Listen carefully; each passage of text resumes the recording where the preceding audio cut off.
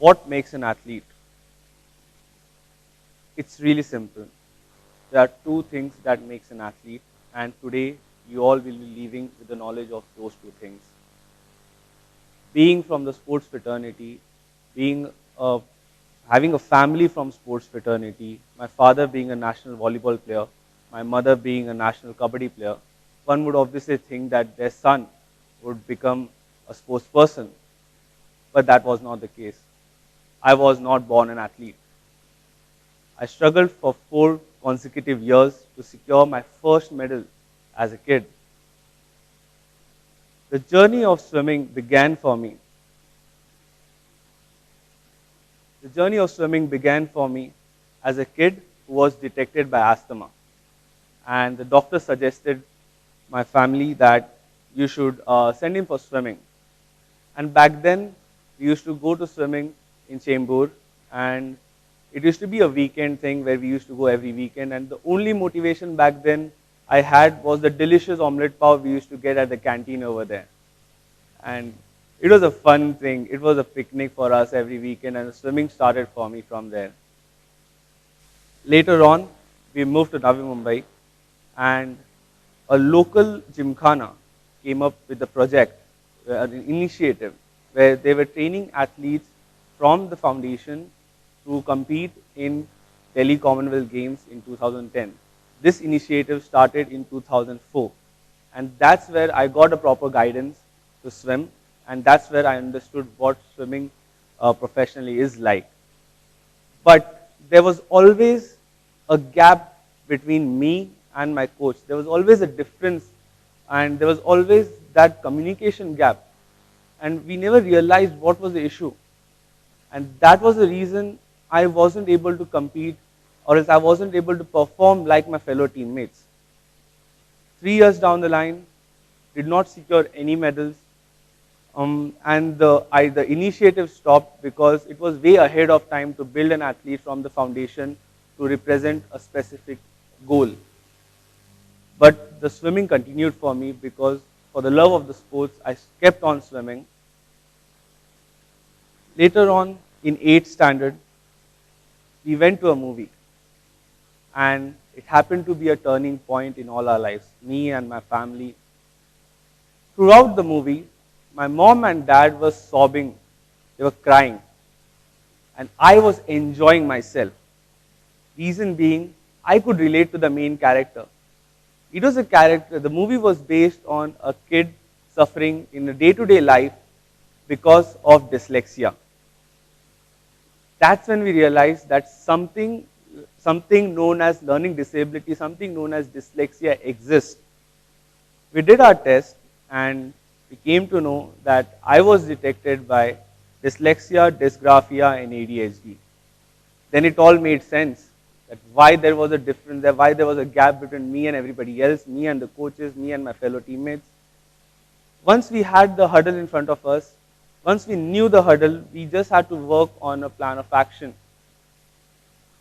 Once we started to use the plan of action, we started to do counseling sessions, we started to understand what it is like, and my day-to-day life changed. Perform better.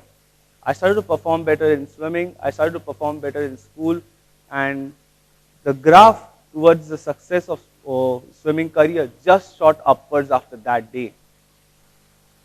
And after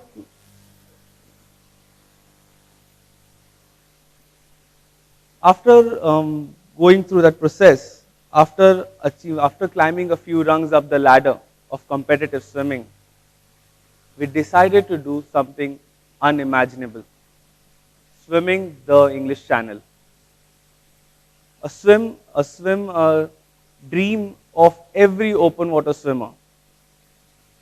I still remember the day one of getting in that cold water.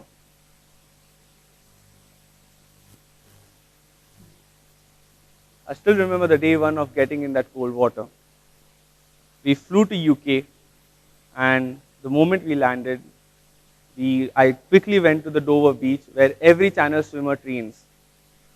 I get in the water, I submerge myself, and the water was so cold, it felt like thousands of needles were prickling through my skin.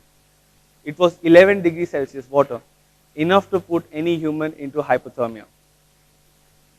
The coldest water I ever faced or I had to ever tackle was the cold showers, because I was a kid from a tropical country, from Mumbai. So that was the coldest water I ever faced before that. And getting into the cold waters of the English Channel was something I couldn't imagine. And that day I could only swim for 7 minutes. English Channel is a long journey. It's a 35-kilometer swim. It takes hours and hours to swim that swim. And I go back home. I only say one thing to myself, Shubham, we take this slow. We do it one day at a time. We have 1.5 months to practice, and we slowly make our progress. I go back in again. I swim for 15 minutes. I go back home and I think, okay, that's good. We still have a progress. The third day, I swim for 30 minutes. The fourth day, I swim for an hour. The fifth day, I swim for 45 minutes and ease off on the sixth day, again 45 minutes. Sunday used to be a rest. By increasing the volume of swimming every day, one day at a time, by the end of the week, by the end of the training week, we started to swim 4 hours on the day 1, non-stop, continuous. Then 6 hours on the day 2, 8 hours on the day 3 on the beach itself. Then again a 5 hours on the day 4 and slowly ease it off by the weekend.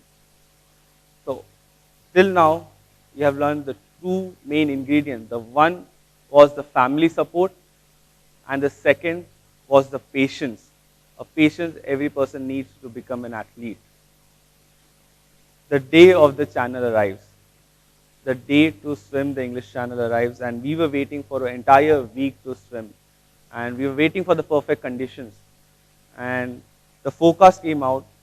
We came to know that, okay, today is the day you got to swim.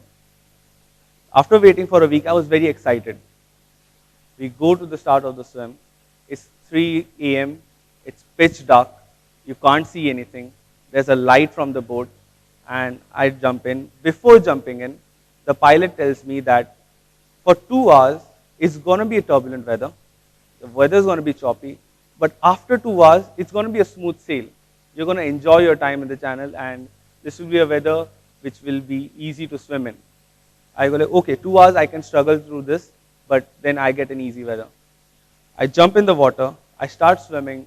I'm swimming hard. I'm cutting through the waves. 1 hour passes by. Second hour passes by. Third hour passes by. And when I realize this is 3 hours in the water, the weather is not getting any better. In fact, it's getting worse. And that's when I decided, that's when I told myself that, okay, this is the weather I have to swim in, and this is what we have to finish the swim in. I keep swimming strong. 4th hour, I feel a sharp pain on my right leg. And I couldn't move my right leg. We had ruptured our hamstring tendon because of excessive training and because of continuously going hard against the current. I couldn't move my right leg. I say to myself, what do I have in my control? Both my arms and my left leg. I keep swimming. Around 5th hour, every hour a swimmer feeds to something. We have to float in the water without touching the boat.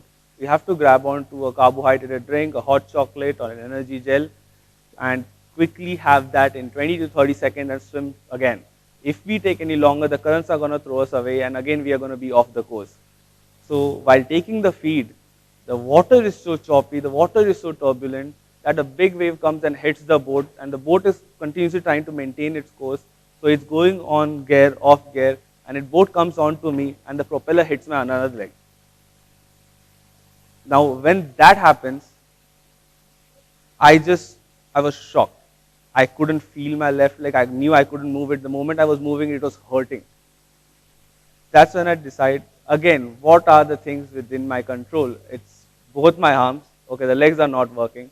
And I decide to swim again. I don't tell anybody. I do not tell anybody that on the boat that I'm hit by the boat. They ask me if I'm okay. I say I'm okay.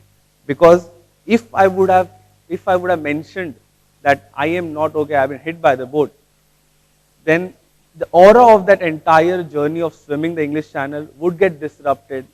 There will be a sense of negativity around it, so I did not want that and I kept swimming. We swam strong, we are 6 hours in the swim, we are right in between the shipping lane, the infamous shipping lane. Anybody who has sailed ever knows the English Channel is one of the busiest shipping lane and it's infamous for the weather conditions. You cannot predict English Channel how it's going to be like. 6 hours in between the English Channel in the shipping lane, I hit something with my right arm and it sends a pain and shock throughout my skin. It was a jellyfish. Jellyfish can be really painful.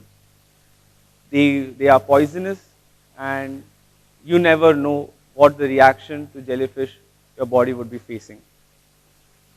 I swim one stroke, there hits a jellyfish. Again 2, 3, 4 strokes, I hit another jellyfish. And we are swimming through n numbers of jellyfish. After every 3 to 4 strokes, I am hitting a jellyfish. 10 hours of continuous swimming through the jellyfishes, legs dragging behind, me going left and right on my shoulder. It's like boxing with the water. And until 10 hours, it was all physical strength. But then the body started to react. After 10 hours, the body just did not have it in me. I just did not have that energy to produce that heat, to fight the hypothermia, to go through the waves. And after 10 hours, it was all mental strength. At that point, I knew the physical strength is not going to last. At that point, I knew that no matter what happens, I'm not going to call this off. I'm going to keep swimming. Even though the weather is bad, I'm going to continue swimming the channel. And in 12 hours, around 12 hours, 35 minutes in, my father says, Shubham, you're very close to finishing the swim. You have to swim another kilometer and you will be finishing the swim. And in 10 hours, 42 minutes, I finished the English Channel and we were the youngest to swim that year in 2014.